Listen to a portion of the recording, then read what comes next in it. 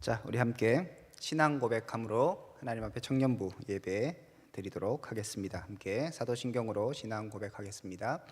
전능하사 천지를 만드신 하나님 아버지를 내가 믿사오며 그 외아들 우리 주 예수 그리스도를 믿사오니 이는 성령으로 잉태하사 동정녀 마리아에게 나시고 본디오 빌라도에게 고난을 받으사 십자가에 못 박혀 죽으시고 장사한 지 사흘 만에 죽은 자 가운데서 다시 살아나시며 하늘에 오르사 전능하신 하나님 우편에 앉아 계시다가 저리로서 산자와 죽은 자를 심판하러 오시리라. 성령을 믿사오며 거룩한 공예와 성도가 서로 교통하는 것과 죄를 사하여 주는 것과 몸이 다시 사는 것과 영원히 사는 것을 믿사옵나이다. 아멘. 자, 오늘 함께 볼 말씀은 마태복음 10장입니다. 마태복음 10장 1절에서 15절입니다. 마태복음 10장 1절에서 15절입니다. 제가 1절부터 읽도록 하겠습니다. 예수께서 그의 12 제자를 부르사 더러운 귀신을 쫓아내며 모든 병과 모든 약한 것을 고치는 권능을 주시니라. 12 사도의 이름은 이러하니 베드로라 하는 시몬을 비롯하여 그의 형제 안드레와 세베대의 아들 야고보와 그의 형제 요한, 빌립과 바돌로메, 도마와 세리, 마태, 알페오의 아들 야고보와 다데오, 가나안인 시몬 및 가룟 유다 곧 예수를 판 자라. 예수께서 이 12를 내보내시며 명하여 이르시되 이방인의 길로도 가지 말고 사마리아인의 굴에도 들어가지 말고 오히려 이스라엘 집의 잃어버린 양에게로 가라. 가면서 전파하여 말하되 천국이 가까이 왔다 하고 병든 자를 고치며 죽은 자를 살리며 나병 환자를 깨끗하게 하며 귀신을 쫓아내되 너희가 거저 받았으니 거저 주라.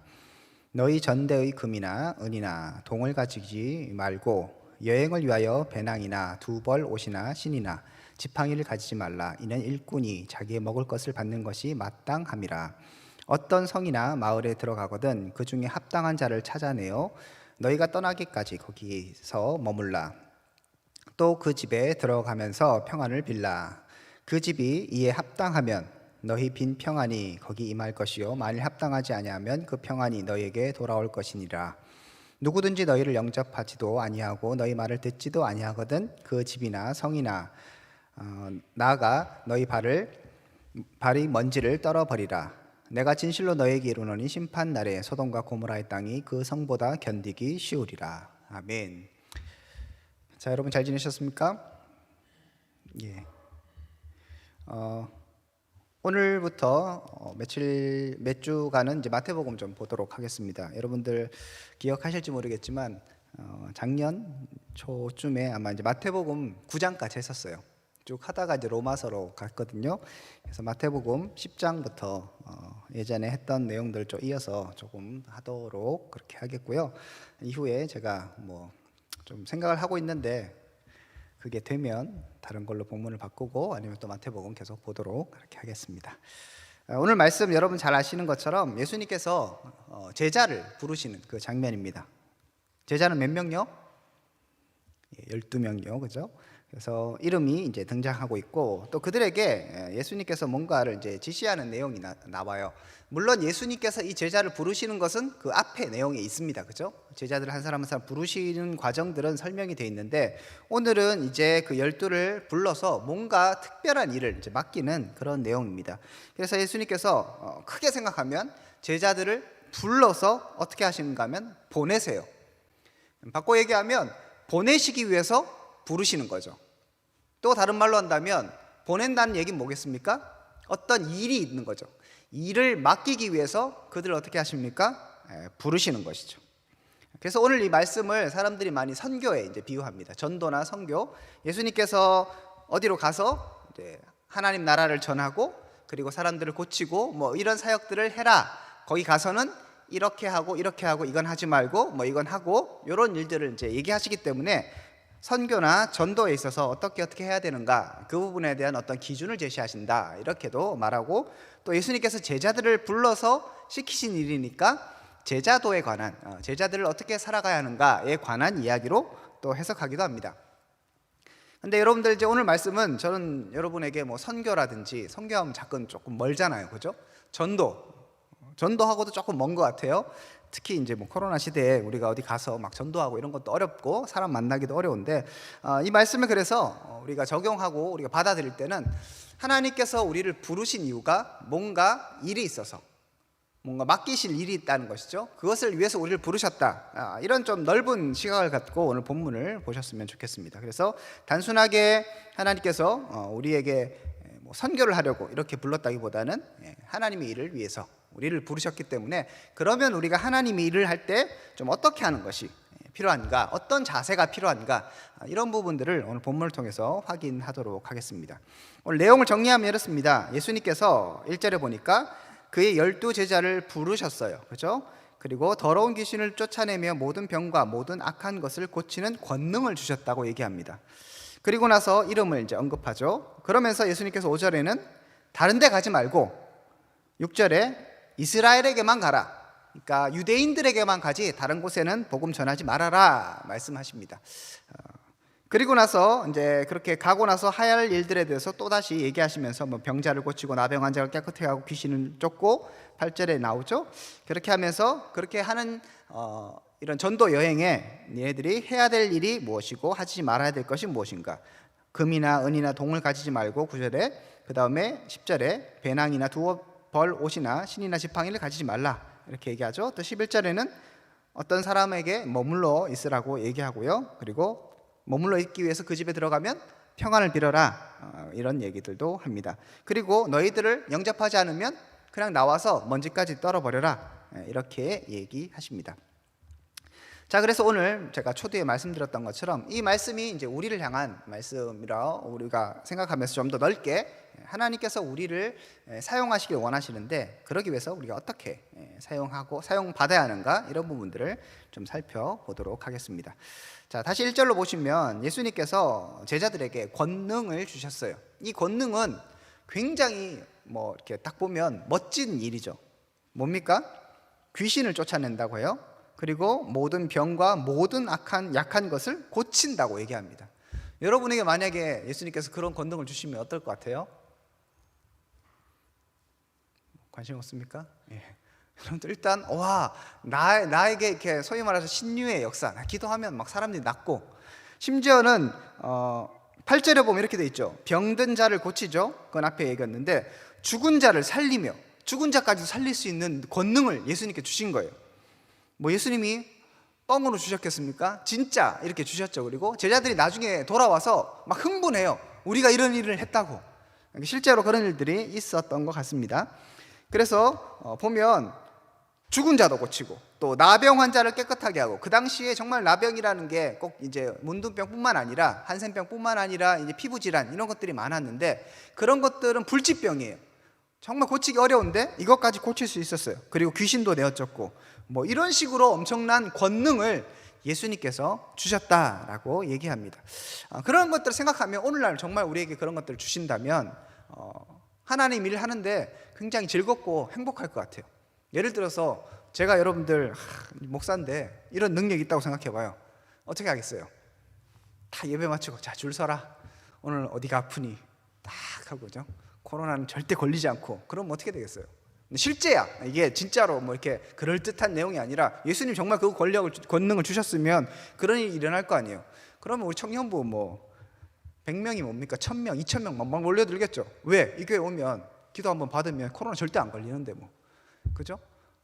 이게 막 증명이 되고 과학적으로 해서 막 과학자들이 와갖고 정말 안 걸리는 거 딱 검사해봤더니 진짜 안 걸려.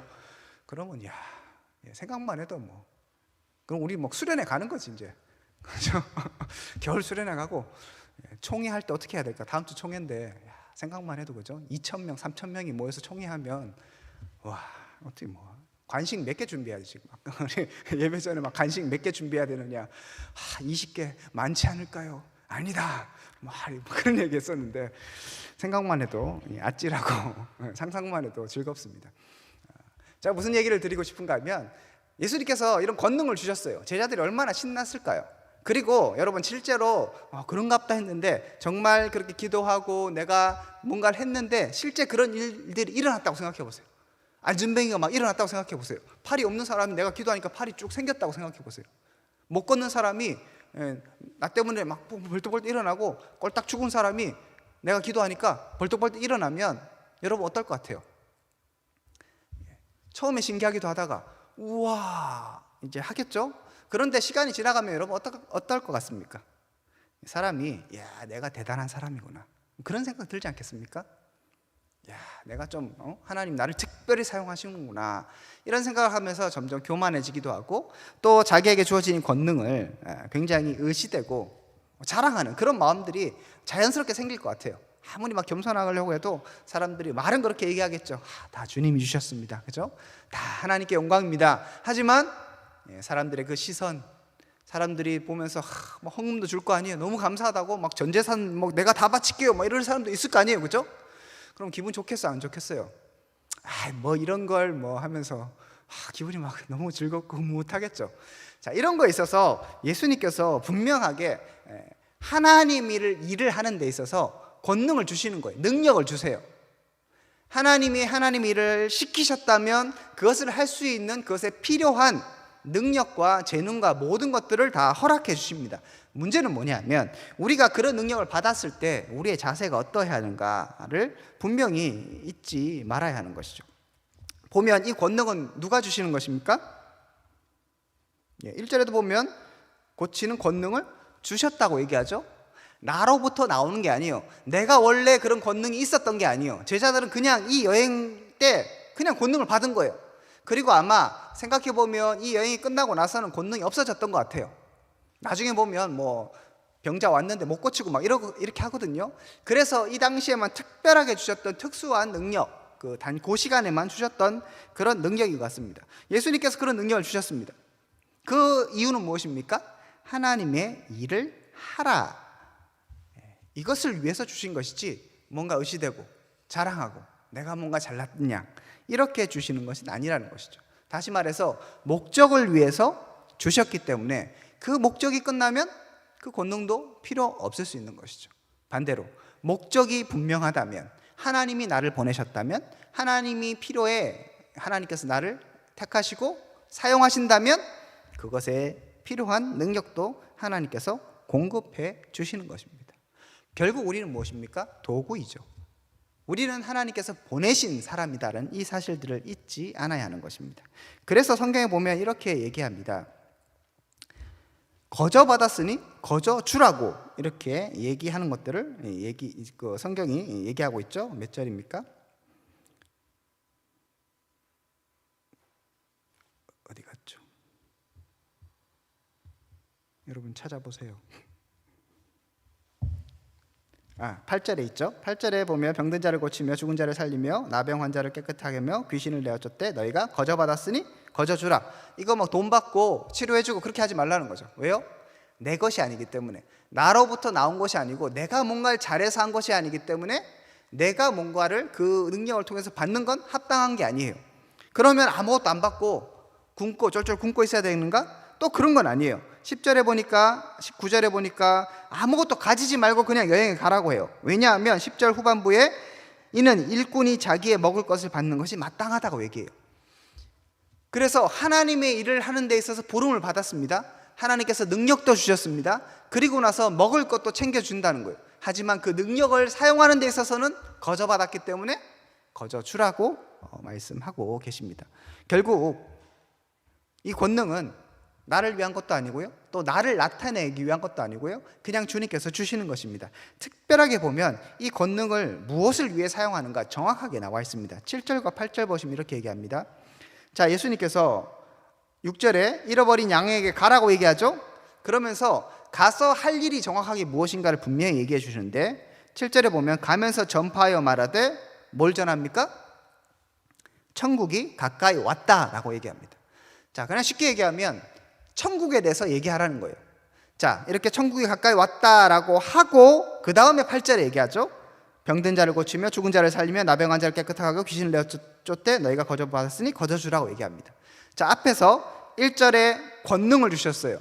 그 권능의 다른 이름이 8절에 나오는 것처럼 병든 자를 고치고 죽은 자를 살리고 나병 환자를 깨끗하게 하고 귀신을 쫓아내는 거예요. 자, 그러면 이 병든 자를 고치고 죽은 자를 살리며 나병 환자를 깨끗하게 하고 그리고 귀신을 내어 쫓는 건 뭐하고 연결되는 겁니까? 7절에 있는 천국이 가까이 왔다라고 이것을 전하기 위해서 어떻게 보면 표시로서 정말 천국이 가까이 왔는데 천국이 가까이 오면 어떤 일이 일어나는가, 이런 권능이 일어나고 하나님의 백성들이 회복된다는 것을 너희가 보여주라고 하나님께 주신 거예요. 그냥 너희 자랑하라고 뭐 사람들 좀 끌어모을 때 야, 기적이 좀 있어야 되지 않겠니?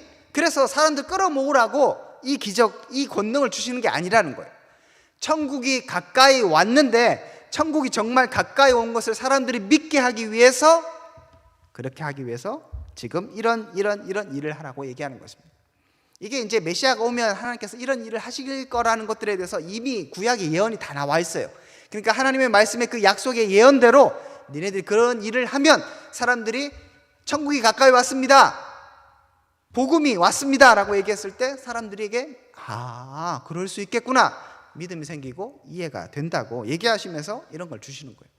그러니까 우리 이렇게 생각하죠. 야, 이렇게 권능이 나타나고 뭔가 내가 능력이 막 있어서 막 기도하면 사람들이 막 회복이 되고, 기도하면 죽은 자가 뭐 일어나고, 뭐 이렇게 되면 교회가 잘 되고, 뭐 그 다음에 내 일들이 좀 잘 되고, 내가 사업하는데 주님 도와주십시오, 내가 돈이 좀 필요한데 주님 다음 주 복권 번호를 알려주십시오. 그러면 23, 뭐 36, 4, 1 이러면 얼마나 좋겠어요. 그런데 그런 나를 채우기 위한, 내가 뭔가를 하기 위한, 그 다음에 뭐 사람을 끌어모으기 위해서 이 권능을 사용하는 게 아니라는 거예요. 무엇을 위해서? 천국을 위해서, 하나님을 위해서, 사명을 위해서 이것을 하라고 주님께서 주시는 것입니다. 그렇기 때문에 거저 받은 것이고요, 그렇기 때문에 거저 그냥 주는 겁니다. 그리고 그 외에 필요한 것은 주님께서 채우신다라고 얘기하고 있습니다. 자, 그래서 우리가 이 부분에서 분명히 생각해야 되는 것, 권능은 하나님이 요구하신 목적에 맞게만 사용하는 것이 필요합니다. 자, 능력은 누가 주셨다고요? 하나님이 주셨어요. 나로부터 나오는 자연스러운 게 아니에요. 하나님이 주신 거예요. 무엇을 위해서? 목적을 위해서. 그러면 그 목적을 위해서 어떻게 사용할 것인가를 생각해야지, 내 자신, 내 사욕 이런 것을 위해서 자꾸 그렇게 막 하면 문제가 있다는 것입니다. 그리고 필요가 있다면 하나님께서 채우십니다. 앞에서 봤던 것처럼 뭐 금, 은, 동, 그러니까 돈 필요 없어. 여비 생각 안 해도 돼. 그러면 어디 가서 자고 뭐 이렇게 뭐 입고 이렇게 할 때 옷을 좀 가져가야 되지 않을까요? 필요 없어. 그냥 가. 그러면 일꾼은 하나님께서 먹이신다고 분명하게 이야기하고 있습니다. 자, 이것을 우리에게 적용시킨다면 이렇습니다. 여러분들, 하나님 우리를 부르셨잖아요. 무엇을 위해 부르셨을까요? 오늘 내가 잘 먹고 잘 살려고? 내가 오늘 뭐 이 땅에서 성공하려고? 그렇게 하나님 부르셨습니까? 아니라는 거예요. 왜 부르셨어요? 보내시려고요. 제자들 불러서 야, 우리끼리 잘 먹고 잘 살자, 파티하자, 즐겁게 하자, 우리끼리만 천국을 누리자, 이렇게 부르신 것이 아니라 제자를 부르신 후에 다시 보내시는 거예요. 다음 주에 보겠지만 그 보내는 게 얼마나 참 보기에 마음이 짠했는가 하면, 내가 양을 이리 가운데, 늑대 가운데 보내는 것 같다, 정말 이 사지로 모는 것 같다고 그렇게 마음이 짠하시면서 보내시는 거예요. 하지만 보내십니다. 왜요? 일이 있기 때문에, 사명이 있기 때문에. 여러분들도 마찬가지입니다. 하나님께서 여러분들을 불러주셨습니다. 구원받은 하나님의 자녀로서. 그러면 여기에서 교회에서 하하 하호 즐겁고 재미나고 신나고, 다음 주 통회니까 맛있는 거 먹고, 그 다음에 또 뭐 회식하면 맛있는 거 먹고, 야 교회 너무 좋다, 아이고 좋다 아이고 좋네, 이렇게 하려고 여러분을 부르신 것이 아니라, 저를 부르신 것이 아니라 뭐예요? 보내시려고요. 세상 가운데 하나님의 이름을, 하나님의 영광을 드러내기 위해서 우리를 보내셨습니다. 그리고 그 목적에 맞게 하나님께서 능력도 필요하다면 주시는 거예요. 오늘 이 본문 말씀처럼 그런 능력은 주시지 않으세요. 주실 수도 있지만 일상적인 건 아닌 것 같아요. 오늘 이것도 제자들, 예수님을 따라다니는 사람이 많았습니다. 그런데 12제자만 딱 뽑아서 부르시잖아요. 진짜 일꾼들에게 이런 능력을 특별하게 그 한시적인 상황에서 딱 주시는 거죠. 어쨌든 중요한 건 무슨 얘기냐면, 우리에게 적용하자면 필요하다면 주시는 거예요. 여러분들이 부자가 되는 건, 여러분들이 노력하고 뭐 이런 걸 떠나서 부자가 되는 게 필요하면 주시는 거예요. 아니면 부자가 될 수 없어요. 너무 슬픈 얘기죠, 그죠? 여러분들이 뭐 일정적으로 열심히 노력하면 뭐 일정의 부는 당연히 주시겠죠. 이 세상이 뭐 이렇게 운영되는 그런 일반 은총이 있기 때문에 그래요. 그렇지만 우리는 하나님의 백성이잖아요.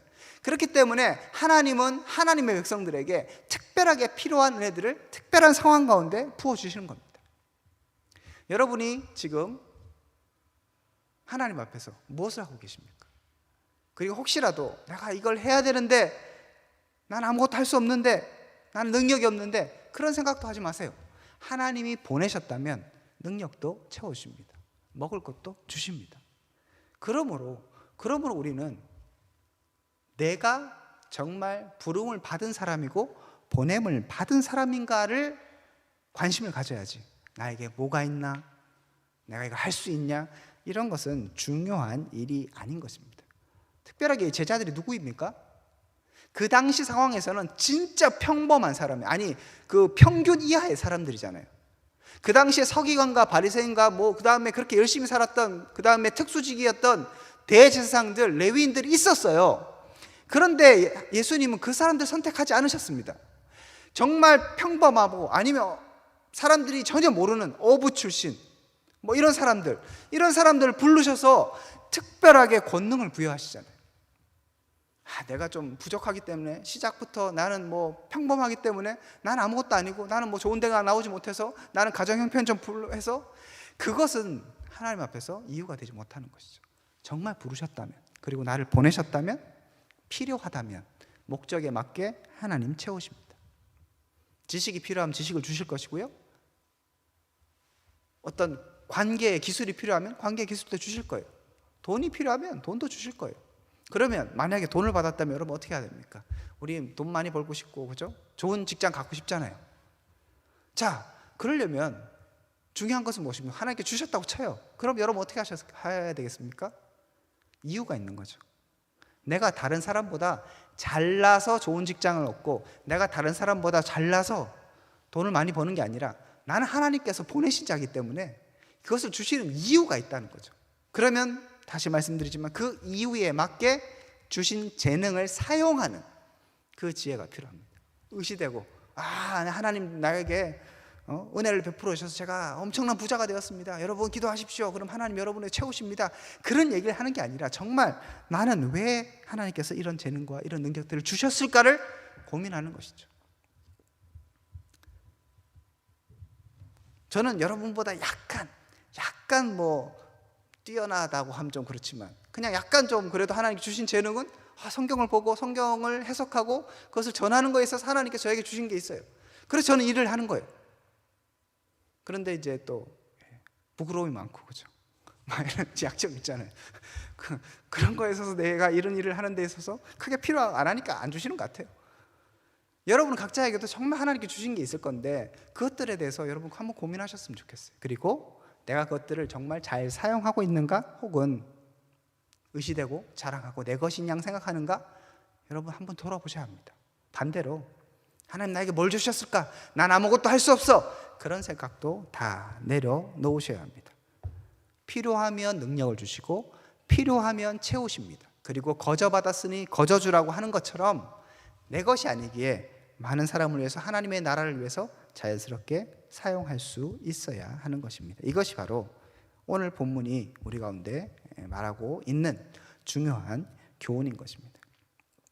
말씀을 정리합니다. 하나님은 하나님의 일을 위해서 우리를 부르시고 어떻게 하신다고요? 보내시는 분이십니다. 특별한 사람을 막 보내고 엄청나게 뛰어난 사람만 부르시는 것이 아니라 고만고만한 사람들도 하나님이 필요하신다면 부르십니다. 그리고 보내시는 것이죠. 그 보내는 게 여기서는 엄청나게 화려한 일을 하러 보내시지만, 또 반대로 생각하면 정말 평범한 것을 위해서 우리를 보내실 수도 있어요. 그럼 그것에 맞는 또 하나님의 은혜가 있는 것이죠. 그러므로 하나님께서 하나님의 일을 위해서 보내셨다면 능력도 보장하신다. 그리고 물질도 채워주시고요, 내 먹을 것, 입을 것, 이런 것들 다 채워주신다는 것을 믿고 신뢰하십시오. 그리고 정말 하나님 앞에 겸손함으로 하나님이 원하시는 일들이 무엇인가를 점검하며 하루하루를 살아갈 때 우리의 인생이 참으로 이 하나님의 나라를 전하는 일로 온전히 세우실 것이고요. 그럼을 통해서 우리의 창조의 목적에 맞는 삶을 살아가게 될 것입니다. 특별히 우리 청년부가 이곳에 세워진 목적은 무엇일까? 여러분들이 이 자리에 있는 목적은 무엇일까? 내가 그 학교, 그 직장, 그곳에 있는 이유는 무엇일까? 점검하면서 참으로 그 부르심에 합당한 삶을 살아가는 우리 청년들 될 수 있기를 주님의 이름으로 축복드립니다. 기도하겠습니다. 하나님 감사합니다. 우리 한 사람 한 사람이 참으로 하나님의 부르심에 합당하게 살아갈 수 있기를 원합니다. 무엇보다도 세상 가운데 살아갈 때 주님 우리 가운데 필요한 능력을 공급하실 것을 기대하며 또한 그 능력에 맞게 우리가 또한 사역할 수 있는 믿음과 지혜도 허락하여 주시옵소서. 이제는 주 예수 그리스도의 은혜와 하나님의 사랑과 성령님의 교통하심이 오늘 말씀을 통하여 다시 한번 주님을 바라보며 또한 주님께서 맡기신 그 사명에 헌신하기로 다짐하는 믿음의 백성들 가운데 지금으로부터 영원토록 함께 있을지어다. 아멘. 예,